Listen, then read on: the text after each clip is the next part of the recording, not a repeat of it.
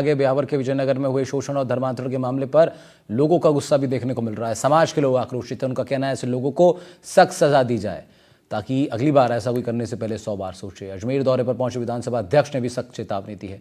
देवनानी ने मामले को और चिंताजनक बताया। आईजी और एडिशनल एसपी को ऐसी घटनाओं को रोकने का सख्त निर्देश दिया। आज पुलिस अधिकारियों से विषय में चर्चा हुई है विजयनगर को, क्या निर्देश क्या है? मेरी आज आईजी, एसपी और एडिशनल एसपी से चर्चा हुई और आईजी से मैंने विजयनगर के बारे में डिटेल चर्चा भी की और उन्होंने कहा हम कठोरतम कार्रवाई करेंगे और इन्वेस्टिगेशन चल रहे हैं। कल भी कुछ लोगों को पकड़ करके लाए हैं, कठोरतम कार्रवाई हो रही है और भविष्य में ऐसी न हो इसके लिए प्रबंधन हो रहा है। आज मैंने एसपी को भी इस पर निर्देश दिए कि कुछ पहाड़ियों पे या कुछ अंदर के एरियाज में जो कि रेस्टोरेंट्स वगैरह चल रहे हैं उन पे भी लगातार निगाह रखें और आवश्यकता हो तो छापेमारी भी करें और कहीं पर्दे के अंदर ये बच्चे जो इधर उधर आ रहे हैं उस पर भी निगाह रखें। और जिस तरह से घटनाएं बढ़ रही हैं वो चिंताजनक है। की सजा से मौत है तो ऐसा काम करने से आदमी बचेगा और दंड प्रक्रिया इतनी फास्ट होनी चाहिए ताकि लोगों को सुरक्षा पूरी मिले और जो दोषी लोग हैं उनका कुछ हफ्तों में ही फैसला होना चाहिए ताकि लोग सतर्क रहें। लोग करने से पहले 100 बार सोचें कि कांड कितने गलत है और गलत नीति करने वाले व्यक्तियों के खिलाफ बहुत संगीन कार्रवाई होनी चाहिए और उनको तुरंत सजा का प्रावधान रहना चाहिए। और इस प्रकार के जो लोग जो इस प्रकार से छोटी बच्चियों को, नाबालिग बच्चियों को बहला फुसला करके इस प्रकार से जिस प्रकार से दुष्कर्म के चक्कर में फंसाते हैं, जिस प्रकार के षड्यंत्र में फंसाते हैं, उनके खिलाफ कानून के अंतर्गत जो कठोर से कठोर सजा उसका प्रावधान भी रखा गया है वो होनी चाहिए ताकि समाज के अंदर इस प्रकार का कृत्य करने से पहले इंसान को सोचना पड़े और साथ ही जिस प्रकार से सजा का जो बताया गया है इसमें जो प्रावधान है उसको तुरंत गति से करते हुए, निष्पादित करते हुए उनको दंड मिलना चाहिए। मैं इसको इस तरीके से देखता हूं कि सबसे पहले जो जरूरत है हिंदुस्तान को कि जो लब जिहाद का जितने भी कांड हो जाति विशेष द्वारा ही करे जा रहे हैं, तो मैं तो कहता हूं इतनी प्रतिक्रिया इतनी फास्ट होनी चाहिए कि उनको तत्काल सजा मिलनी चाहिए।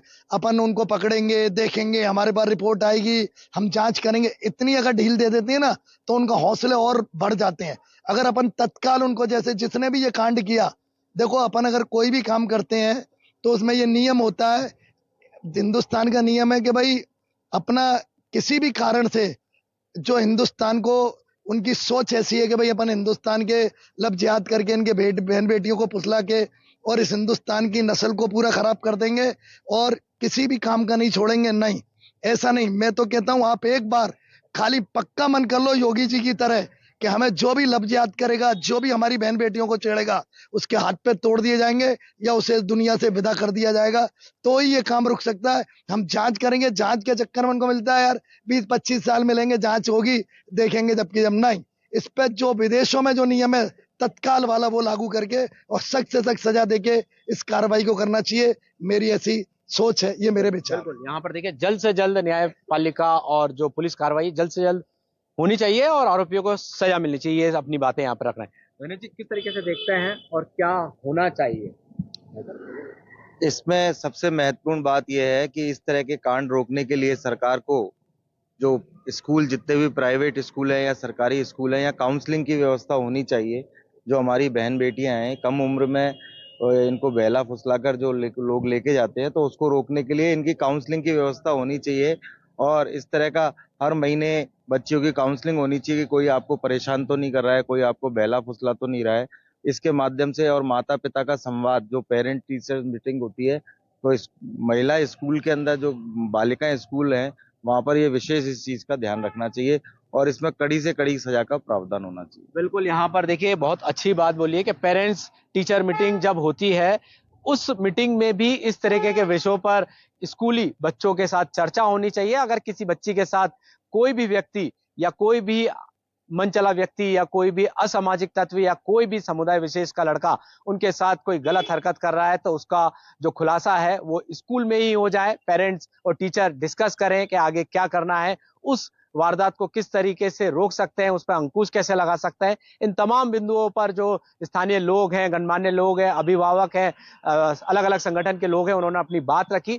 फिलहाल अभी तक करीब 10 आरोपी इस मामले में गिरफ्तार हो चुके हैं और सूचना ये भी आ रही है कि आज एक पूर्व पार्षद हाकिम नाम के व्यक्ति को भी सीओ विजयनगर सज्जन सिंह ने पूछताछ के लिए बुलाया है और डिप्टी सज्जन सिंह का यह भी कहना है कि अगर हाकिम के खिलाफ इस प्रकरण में कोई भी सबूत पाए गए तो उसे भी हिरासत में ले लिया जाएगा।